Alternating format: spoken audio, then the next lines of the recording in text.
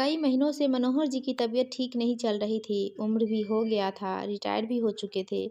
उम्र की इस दहलीज में पहुंचने के बाद जिंदगी का कोई भरोसा नहीं रहता। वैसे तो उम्र का भी कोई भरोसा नहीं, लेकिन फिर भी अब मनोहर जी की उम्र 75 साल से ज़्यादा ही हो चुकी थी। उनके दोनों बच्चे अच्छी तरह से सेटल थे, दोनों का शादी ब्याह हो चुका था, बाल बच्चे भी हो चुके थे। कहने को तो मनोहर जी बहुत ही सुखी थे।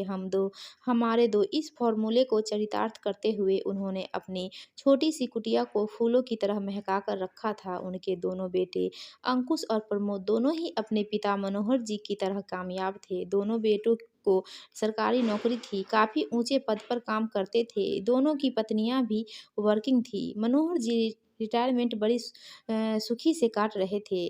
कभी इस बेटे के पास, कभी उस बेटे के पास और कभी अपनी इस हाथों से बने हुए आशियाने में उनके दिन अच्छे से कट रहे थे। मगर बीते कुछ महीनों से उनकी तबीयत ठीक नहीं चल रही थी। उनकी पत्नी रेखा अक्सर ही घबरा जाती थी। वह चाहकर भी ना बेटे बहू को बुला सकती थी और ना ही वहां जा सकती थी, क्योंकि सारे मेडिकल फैसिलिटीज यहीं थे। ऑफिस की तरफ से पेंशन के साथ इलाज का आधा खर्च भी मिल रहा था। लेकिन उम्र का यह प्रश्न चिन्ह बना देता है। मनोहर जी की पत्नी घबरा जाती थी। बीमार पड़े हुए पति को देखते हुए वह अक्सर रो पड़ती। सुनिए जी, कहीं हमारा रिश्ता टूट तो नहीं जाएगा? आप चले तो नहीं जाइएगा? रेखा की बात पर मनोहर जी कभी हंसते और कभी इस बात पर नाराजगी जाहिर करते थे। मनोहर जी नाराज होकर कहते, तुम्हें कुछ समझ भी नहीं आता है। सठिया गई हो रेखा। मुझे हुआ क्या है? बुढ़ापा का देह है, धीरे धीरे सब कुछ ठीक हो जाएगा। भगवान करे सब ठीक हो जाए। अकेले रहने की बात सोचकर ही रेखा के हाथ पैर फूलने लगते थे। अंकुश और प्रमोद दोनों ने ही कह रखा था, पापा माँ इस बार हम लोग दीपावली में आएंगे तो आप दोनों को हमारे साथ चलना होगा। अब हम आप लोगों को अकेले नहीं छोड़ सकते। लेकिन मनोहर जी का मन माने तब ना। यहाँ घर के पास पार्क था और पार्क में बैठने वाले दसियों दोस्त जो उनके साथ ही रिटायर कर चुके थे। यह सब बेटे बहू के राज में कहाँ मिलने वाला था। पर फिलहाल तो उनकी खराब तबीयत थी। आज फिर से शुगर बढ़ गया है। सुनती हो रेखा, डॉक्टर ने एक बार फिर से चेकअप करने के लिए बुलाया है। रेखा अपने पति को लेकर अस्पताल चली गई। इसी शहर में रहते हुए मनोहर जी यहीं से रिटायर किए थे। इसी कारण इस शहर के चप्पे चप्पे से अच्छा परिचय बना हुआ था। अस्पताल में मेंबरशिप भी बना हुआ था, जिसके कारण मनोहर जी को कोई दिक्कत नहीं थी। अब तक सब कुछ नॉर्मल था, तो अब शुगर क्यों बढ़ रहा है? डॉक्टर भी परेशान हो गए।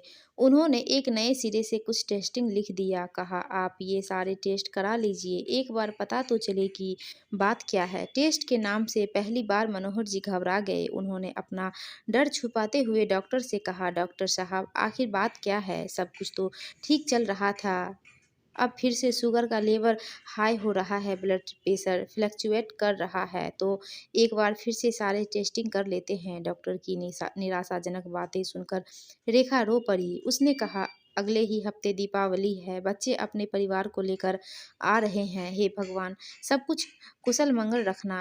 ना जाने क्या हो गया है। अरे कुछ भी नहीं हुआ है, चलो मैं टेस्ट करा लेता हूँ, मनोहर जी रेखा को सांत्वना देते हुए कहा।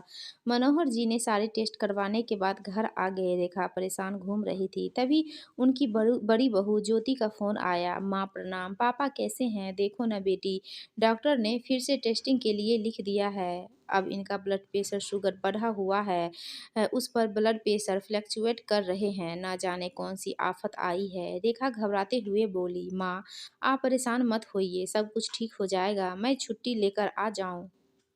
नहीं बेटी, 2 हफ्ते ही तो है त्योहार में, अगले हफ्ते तो तुम लोग आ ही रहे हो ना। बस ईश्वर की मर्जी, जो चाहे सब ठीक होगा माँ, आप चिंता मत कीजिए। ज्योति के फ़ोन रखते ही छोटी बहू मीनू ने फ़ोन किया और सारी बात सुनकर कहा, माँ हम लोग 1 हफ्ते पहले ही आ जाएंगे, फिर आपको और पापा को लेकर दिल्ली चले जाएंगे और वहाँ जाकर अच्छे से इलाज करेंगे। आप टेंशन मत लीजिए। बिल्कुल बेटी, तुम लोग के रहते हुए मुझे कोई चिंता नहीं है, रेखा ने कहा। भले ही दूर से ही सही, पर बहुओं ने रेखा को हिम्मत दे दिया था। अब वह पॉजिटिव फील कर रही थी। अब 15 दिन भी दीपावली को नहीं बचे थे। घर में सफाई भी जरूरी था। बच्चे घर आएंगे तो क्या सोचेंगे? पापा के साथ घर भी बीमार लग रहा है। उसने रंग रोगन वाले को फ़ोन कर घर में पेंटिंग करने के लिए कह दिया और काम वाली को बोलकर घर की सफाई करवानी शुरू कर दी। रिपोर्ट 2 दिन बाद आने वाली थी। रेखा ने अपने पति से कहा, सुनिए जी, मैं जाकर रिपोर्ट ले आऊंगी। आपके जाने की ज़रूरत नहीं है। ठीक है, तुम जाकर रिपोर्ट ले आना। रेखा ने पूरे घर की सारी सफाई और रंग रोगन करने के बाद सब कुछ नए से लगाया। नया सोफ़ा कवर, पर्दे, चादर, बेटे बहू के कमरे के चादर भी बदलवा दिए और नए पर्दे वहाँ भी लगवा दिए। बच्चों के दीपावली की थोड़े बहुत पटाखे और फुलझड़ियाँ की खरीदारी भी कर लिया। 2 दिनों बाद जब रिपोर्ट आ गई तो दोनों डॉक्टर के पास पहुँचे।